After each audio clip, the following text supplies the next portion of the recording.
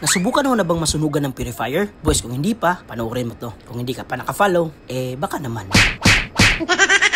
May mga bagay talaga na hindi mo inaasahang mangyari.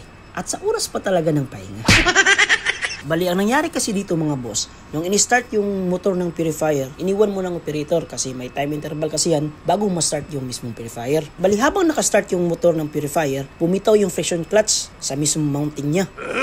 Na naging dahilan na kumalang sa friction pulley na nagdulot sa pagkasunog o pagbaga ng friction pulley. Ang good thing mga boss ay mabilis naman aksyonan ni duty engineer yung problema.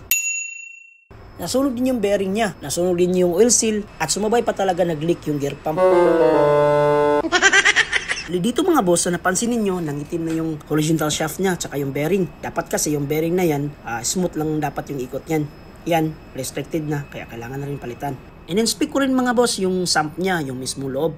Dito napansin ko yung oil seal niya sa motor side, sira na, nasunog na. Kaya kailangan na rin natin yung palitan. Sinabay ko na rin inspeksyonin yung vertical shaft niya, kung may tama ba yung mismong gear niya o yung shaft. At good thing mga boss, ayos pa naman yung shaft niya at saka yung gear. Hindi siya napiktuhan ng pagkasunog. Right? Bali ito mga boss, yung nasunog. Ito yung tinatawag nating friction pulley.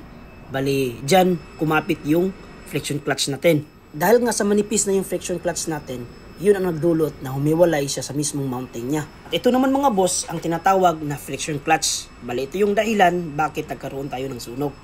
Ang friction clutch kasi mga boss, pinapalitan yan magdepende sa thickness niya. Yung lining thickness na tinatawag. Pag yung lining thickness niya nag 3mm na galing sa 6mm, dapat mo nang palitan. Ngayon, ang tanong, may spare ka ba?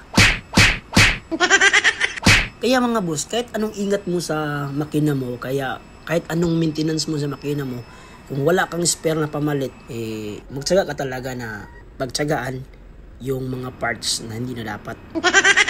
Sa ganitong senaryo mga boss, ano ba dapat gawin?